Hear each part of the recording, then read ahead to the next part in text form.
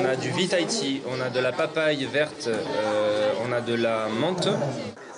Des légumes ou des fruits qui peuvent être plantés dans son propre jardin, assaisonnés avec du vinaigre de banane servi sur des feuilles de purau, Hibiscus tiliaceus de son nom botanique.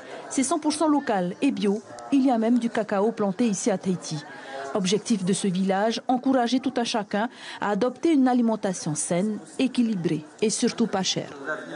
Puisqu'ici en Polynésie, on a tout ce qu'il faut, on a du soleil, on a de l'eau en abondance. Tout le monde a un petit jardin, voilà.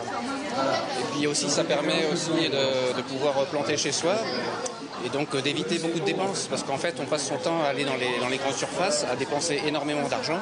Plusieurs ateliers culinaires sont mis en place durant la journée, avec des démonstrations de recettes et des dégustations. Il s'agit surtout de prendre conscience du rôle de l'alimentation dans la vie de tous les jours. C'est d'abord le plaisir, c'est le partage, c'est la convivialité.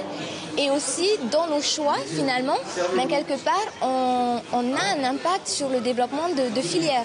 Donc, à nous aussi de poser des choix raisonnés pour décider finalement quel genre de produits on veut véritablement consommer, que ce soit pour nous et surtout pour nos enfants.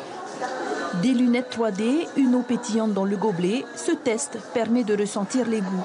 Un peu plus loin, un autre atelier de dégustation, d'autres saveurs et sensations à découvrir. Il y a dans cette assiette des tranches de caramboles vertes. Il y a des caramboles qui ne sont pas mûres exprès, c'est ce qu'on appelle l'astringence. Ça doit venir râper, sécher et saliver au niveau de la bouche. Et le bonbon menthe, c'est le plus célèbre, parce qu'on va avoir de la fraîcheur. Avoir son propre potager est aujourd'hui accessible à tout le monde. Ce marché des saveurs est une première. Tout le monde pourra se fournir en produits locaux. Mais il s'agit surtout de promouvoir des comportements sains et durables face à l'alimentation.